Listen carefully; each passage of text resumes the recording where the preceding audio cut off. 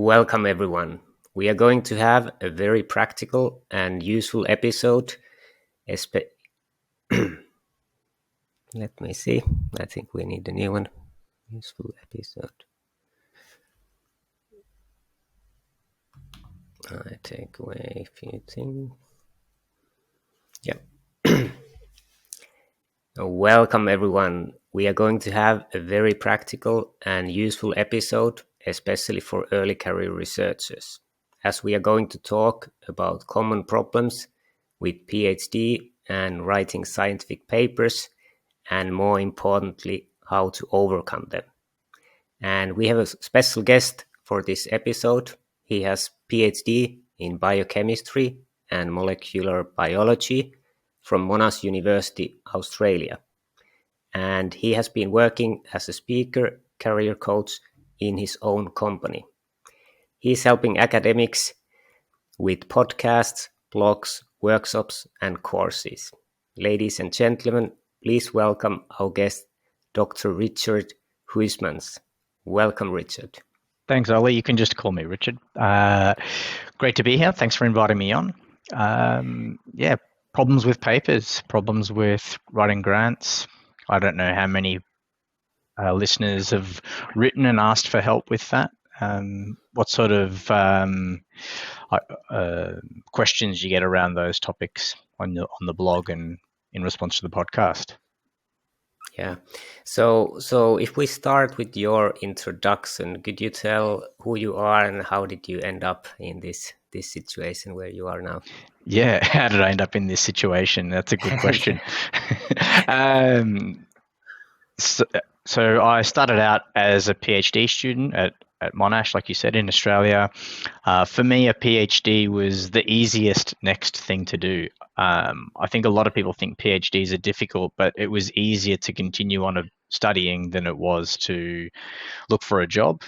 For those of you that have looked for a job, you've probably realized how hard that is relative to just saying yes. And in Australia, PhD students at the time that I did my PhD were all scholarship funded, so that wasn't a cost to me. I was on a stipend, and a relatively good stipend compared to the cost of living. Did a PhD in biochemistry and molecular biology, looking at cell signaling. Decided that wasn't really what I wanted to do when I was a grown-up, when I grew up. So I told my supervisor that I wanted to leave academia.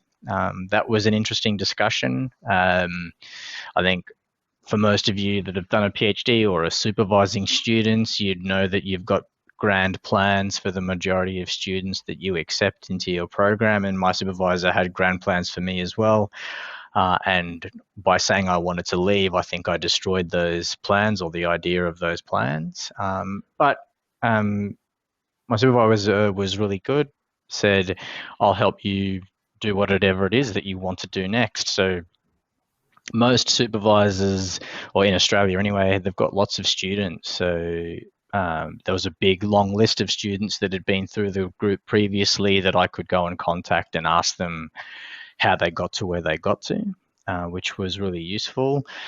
And then I applied for a few different roles, ended up getting a job also at Monash University, and I find that's the easiest transition to make, going, if you don't want to be an academic, if you want to leave academia, making the transition from an academic role at a university to a professional one. That's the distinction that we make in Australia. Academics tend to do research and teaching, professional staff tend to do the admin. That's the easiest transition to make, become a professional staff member at a uni. I did that, and then I basically was consulting internally to the university. So we were providing advice to academics about how they should run their groups, or how academics could make bigger research programs, or how teachers could launch new training packages. And we did that I was part of a group of 4 people that did that for about 4 years. And then I thought, why do I do it only just for one university? I should do it for every university. And I decided that being self-employed was what I wanted to do.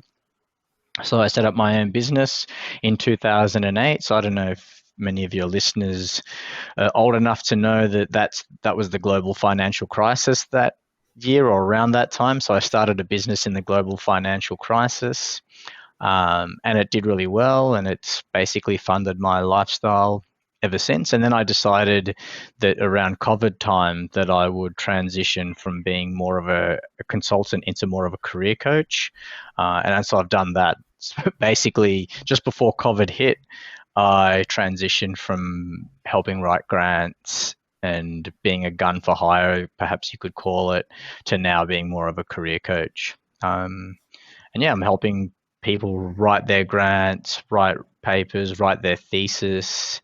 I'm really into social media. I think it's a really good opportunity to connect with people. So I've helped researchers do that.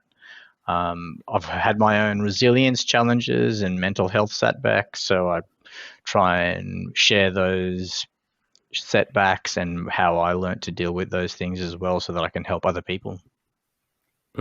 So quite an interesting story, and I think there's quite many researchers or who have done PhD and then want to do something else but don't really know where to go. What advice you have for people who have done a PhD but are maybe looking that the research is not their thing? How Yeah. to move to a new position away from academia? There's like anything, there's lots of different ways. The way I did it and the way that I coach other people is to try and make a list of all the things that you like doing. So that might be research, but it could be gardening, it could be cooking, etc. And then you could make another list. So that's the list of things that you like. You could make another list of all the things that you would happily do for money. So those two lists might have some common items, but some different ones as well. And then the final list is the list of things that people would pay you to do. So you might happily cook for money, but not many people would necessarily pay you to be a chef. So that might be taken off the list. But you might like, for example, lots of people in research think, in scientific research, think, oh, I might do science communication. So that might be something that other people could pay you to do. And then have a look around the marketplace, look around on social media. Like I said, I like social media a lot. Search social media for those keywords, those things that you like, that you would happily do for money and that people would pay you for money. And that's a useful starting place. I Yeah. often use the analogy of riding a bike as well. So, it's really easy to watch someone ride a bike. It's really easy to read about riding a bike, but the only way to really learn to ride a bike is to get on a bike. And that's the same with careers. You can read about what it's like to, like you run a podcast, develop and use fitness tracking devices, but the only way to actually learn how to do it is to go and deliver your own podcast, and you'll learn about all the tools required very quickly, I'm sure, or to deliver your own fitness tracking system, and you'll very quickly learn what the difficult things are and what the easy things are. So you've got to test out careers. And the final thing that I would say about that is I wasn't worried about making the wrong choice. And I think as academics, sometimes we can think, oh, I'm good where I am, but in my mind, that's no decision. And like I talked about, that was how I basically ended up in my PhD. It was easier to not make a decision about a career and easier to continue studying. Nonetheless, that was still a choice, still a decision. Things happened. And so continuing on is still a decision. Putting off making the decision is still making a decision. It's a decision to do nothing. So being mindful that not making a decision is still making a decision. Yeah, I fully agree. And I think it's a good point from you that you need to test it. And I don't know if people know how easy it's nowadays to test that. For example, podcast, you can start with your smartphone. You don't need to pay anything for hosting. Basically, you just click record and put it out. And that's it. If nobody listens, no problem. If some people like it, that's good. You can keep going on. And I think same goes with, for example, YouTube, that you can just have your smartphone, you can start testing it and put it out, and you get feedback from people. And I think there's, for example, one really interesting example. I think he's an old British guy, and has started when the COVID started. He's printing a paper with the statistics of COVID. And then he has a camera pointing the paper and he's scribbling notes over the COVID numbers. And then he's talking at the same time. And I think he has like a couple of 100,000 followers. And basically he's making a video every day about the COVID numbers in UK. And Yeah. so, yeah, and he's not very, yeah, it's quite simple how he's doing it, but he's providing the daily information and people want that, and he has background, he understands the numbers. So I think many academics could look for new opportunities with the new technology. There's need for someone to go through things what they know, or how do you see the modern technology? Yeah, well, I totally agree. Like everything that you need to start a podcast or a vlog or a blog is in your pocket in the form of, you know, a smartphone. It's really easy. You don't need, like you said, a lot of equipment. I haven't got a TikTok account yet, but I spend a lot of time looking at TikToks, and you see the kind of content that's being produced, that's getting lots of views, getting well shared. It's not high-tech content. It's not content that's shot with expensive or lots of gear. It's content that's often shot on phones, you know, audio direct from the device microphone. It's not a special audio. So I agree with you in Australia anyway, and I think it's the case internationally. Consumers want transparency, like how does my tax money get spent? How does my tax money get spent on research?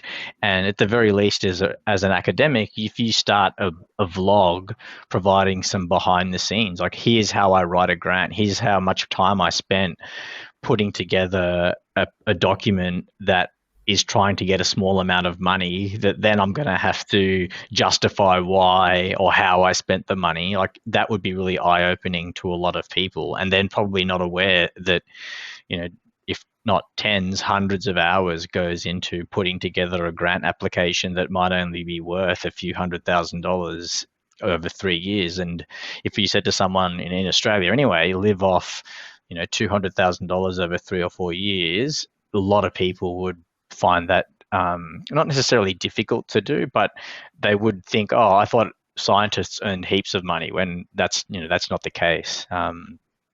So getting that kind of information out there would be good, and just as easy, straight off your smartphone. I've seen people run crowdfunding campaigns directly off their smartphone. You know, everything's edited there, so there's no need to buy expensive equipment or additional equipment either.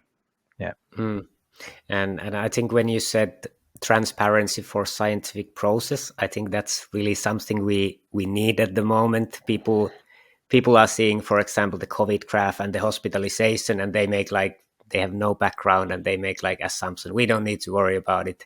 And then when you actually, somebody who's doing, for example, epidemiology would actually really show the daily work, that how much they collect numbers, how many ways they analyze, there's peer review and everything. But most of people have absolutely no idea. And I think us scientists should be communicate in an entertaining way that people would actually see it and understand that, oh, they actually really put time on this. It is very, very solid how they do it. But I think we are missing that most of the population don't understand it.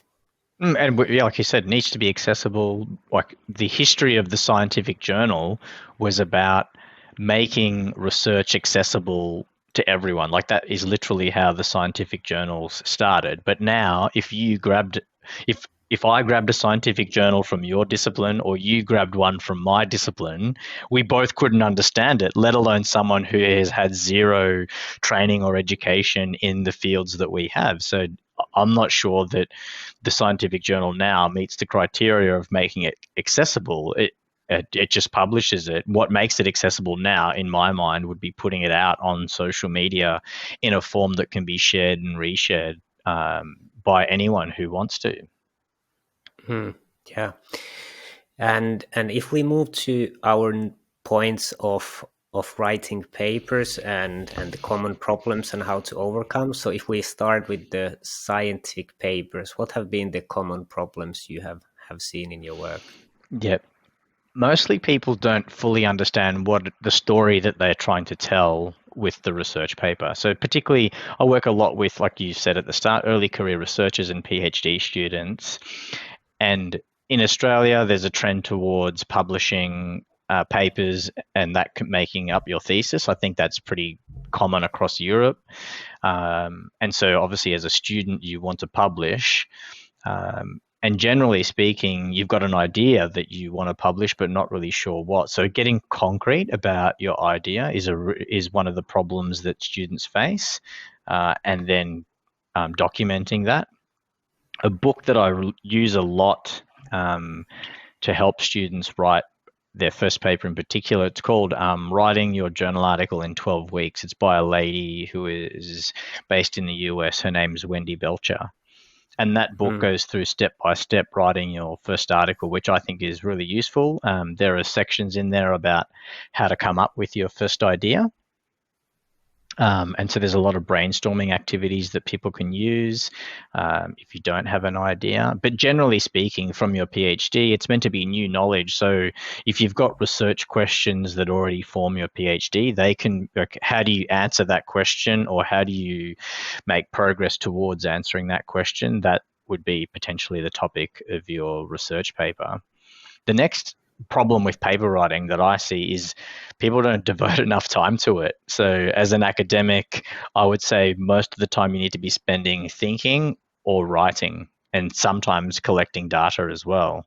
But often the writing bit comes after hours. So you'll be collecting data most of the day, and then in the night you're busy writing. And maybe that's necessary. Maybe that's what you need to do. But I think for the most part, we should be incorporating writing into our daily activity. So PhD students are just not thinking about writing. And going back to the riding bike example, if you want to learn to ride a bike, I don't know, up a hill or down a hill or on a ramp or in a half pipe, at least you've got to learn to ride a bike first before you can do all of those things. And if grant writing and journal article writing are the equivalents of riding in a half pipe or up and down a hill, then you've got to do the writing every day to get better at then writing grants. So writing regularly is a massive problem that I see. And so again, I love social media. So I think you should be, practicing your writing by doing short form posts on social media. That could be as simple as Twitter, which I think is where you found me. It could be longer form posts that might happen on LinkedIn or on Instagram, but all of that is writing. And going back to the research, we know that people who focus on quantity do much better at improving their quality than people who focus on quality. So I'm not sure if...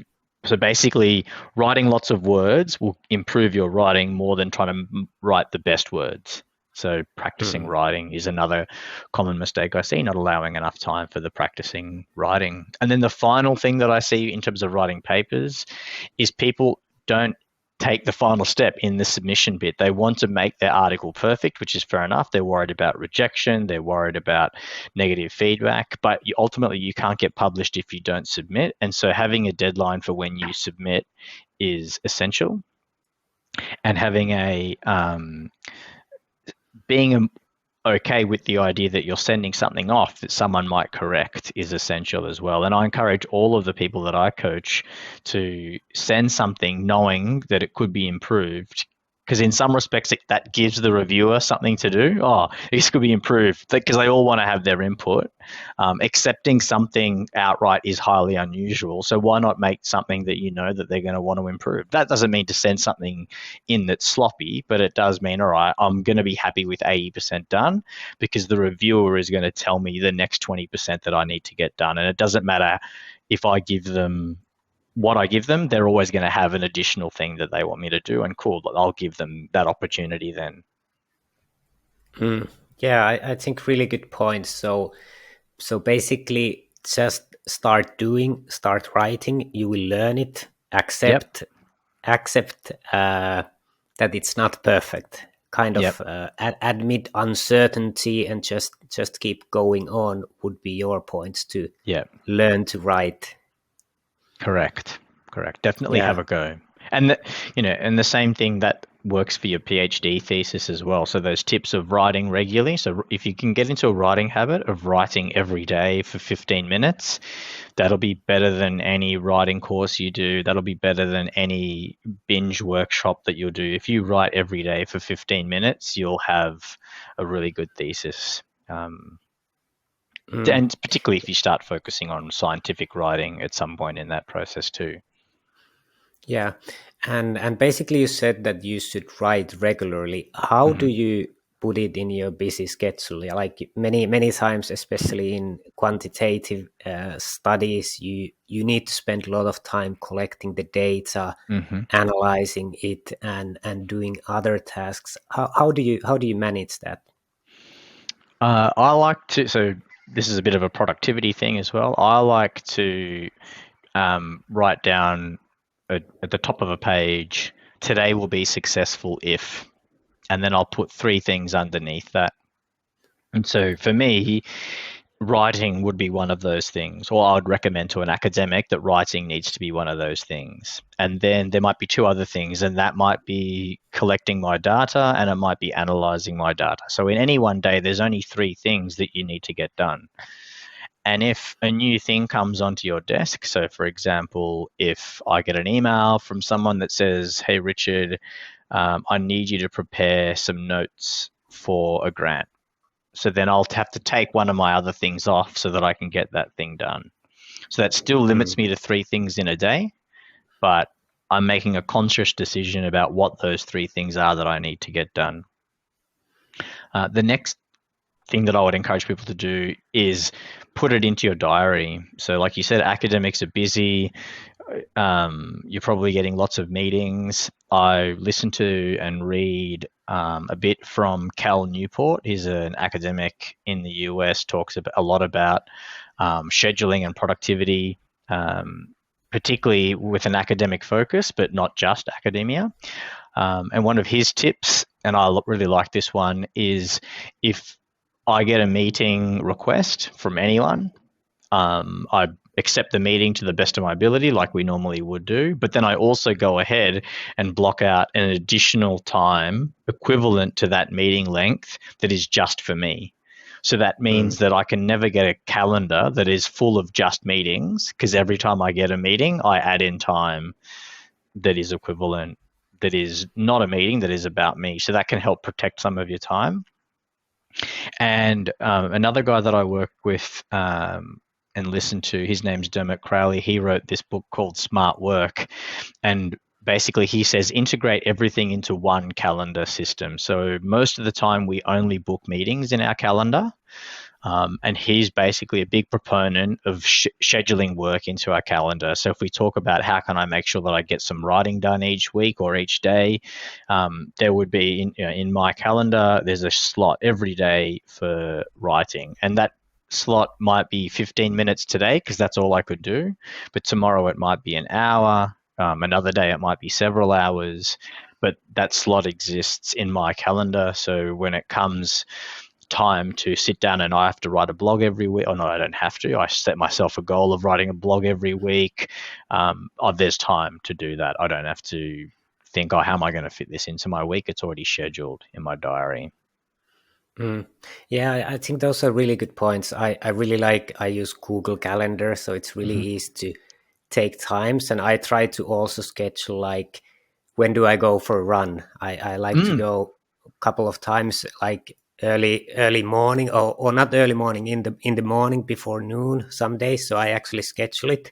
And also I really I don't like to sit next to a computer the whole day.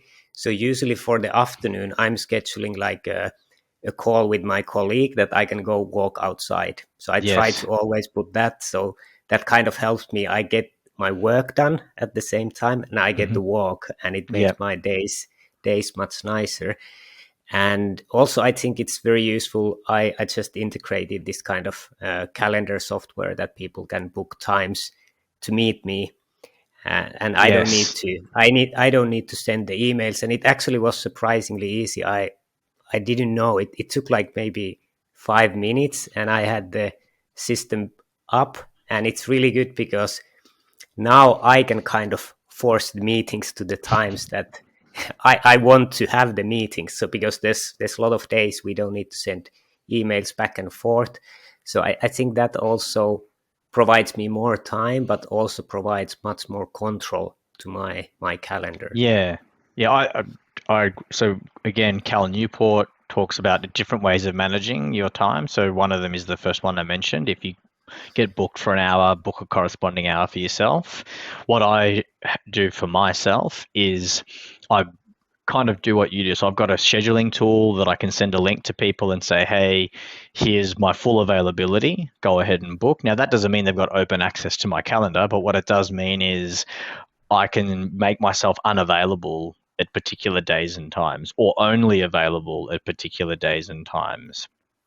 So, Yeah. only 9 to 5, Monday to Friday. And that's kind of how we worked out this time as well to record the podcast today. We did that sort of back and forth a little bit.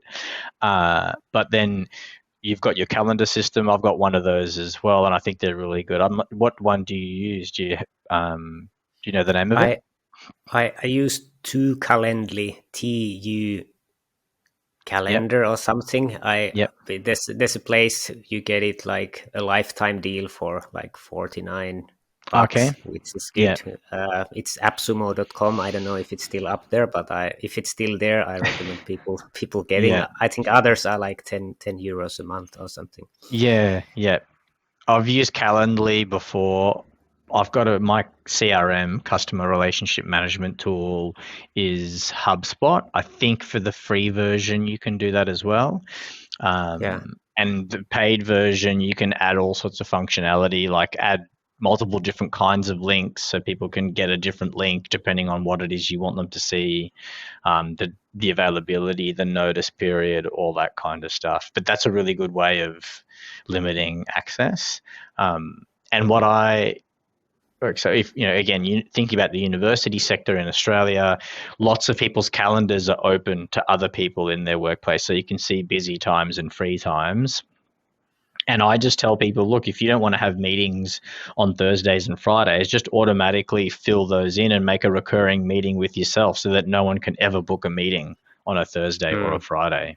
Or do what you do and say, okay, I want to go for a run in the morning, so I'll put that in my calendar, but I only want to have my meetings in the afternoon. So then just schedule with yourself a bunch of meetings that happen in the morning every day so that all people can see is your afternoon availability, and that's when they'll be able to book. And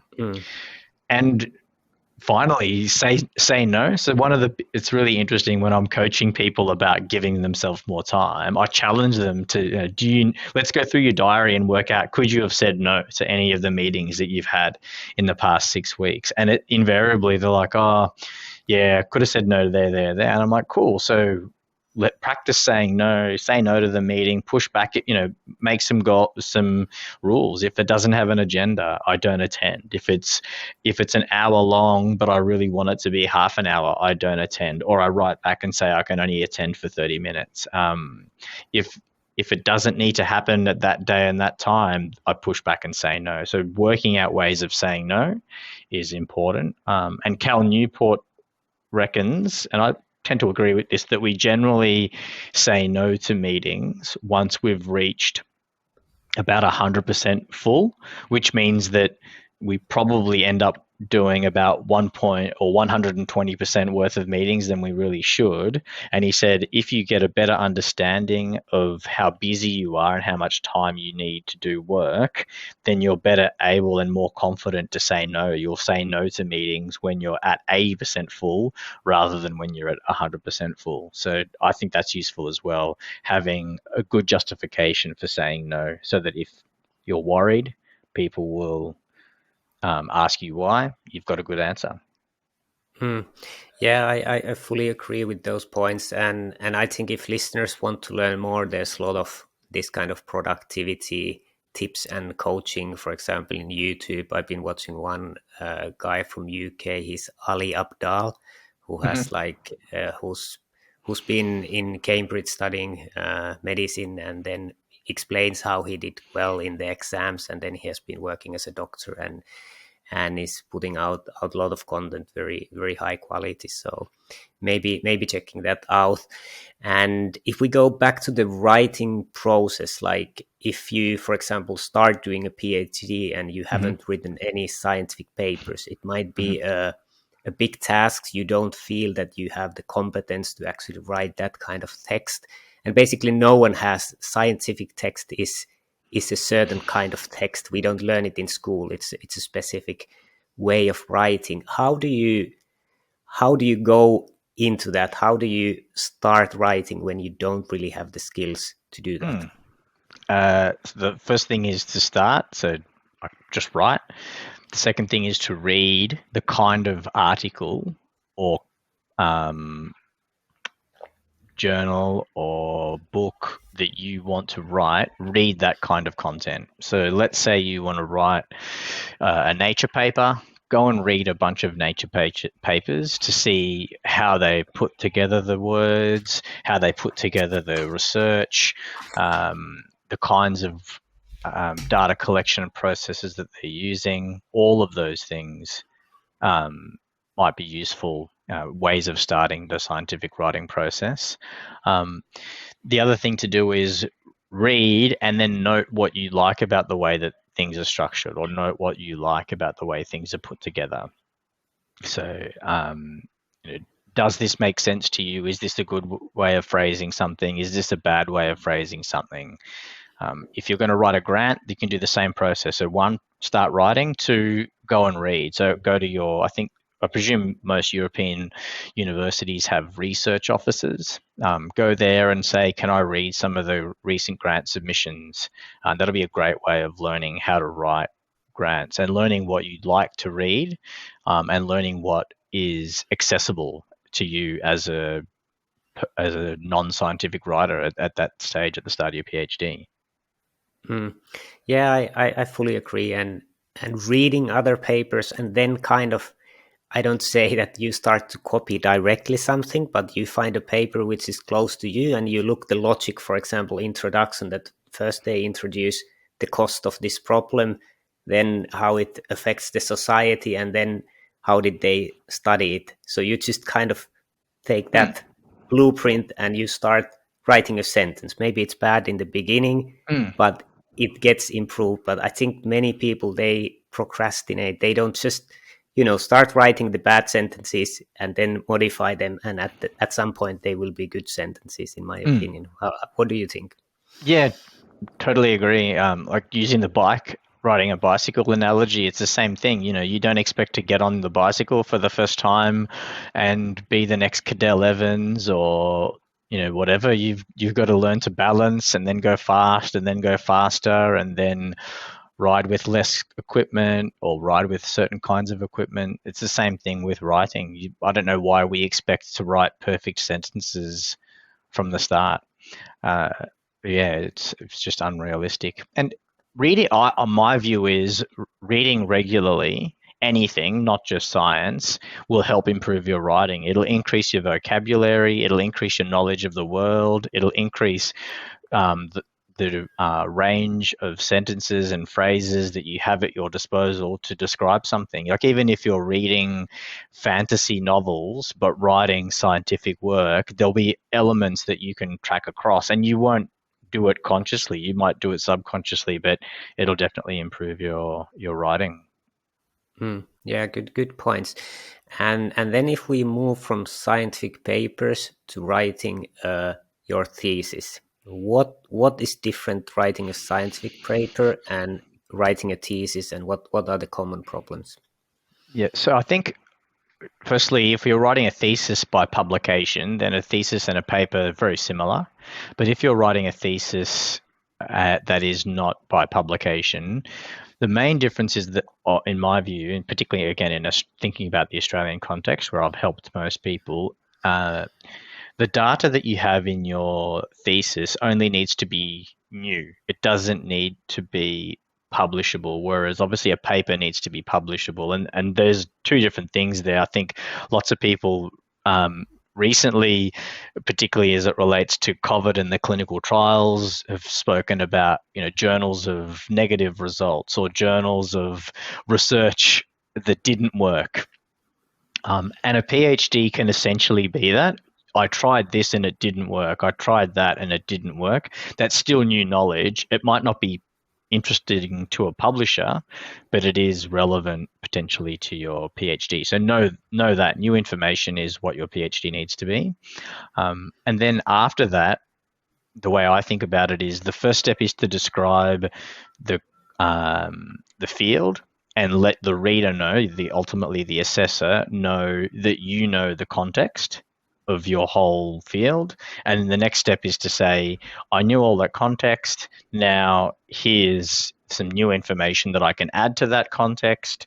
And then the conclusion or discussion part of your thesis is, now with what I learned from the experiments that I conducted and what I learned from the previous literature, here's how I've moved knowledge forward. Here's the new information and how it fits in context. So that's what I think writing a PhD is about. And if you don't know how a PhD should read, ask your supervisor to share with you some PhDs that have been written by recent graduates from their group. If you're their first student, ask to read their thesis, your supervisor's thesis, because that's probably the kind of thesis they're going to expect from you.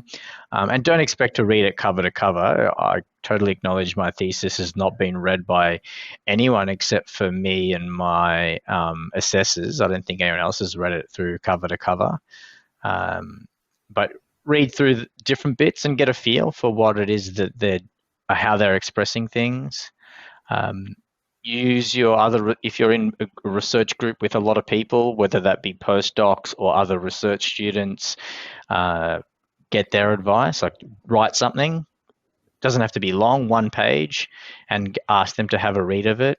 Tell them to put ticks where they liked what you wrote or they could understand what you wrote, and put crosses next to stuff that they didn't like or couldn't understand, and that'll be really good feedback. It's most likely that if they've provided that kind of feedback on 1 page, that the other pages that you've written that they haven't provided feedback on break the same rules or make the same mistakes or have the same structure that's positive.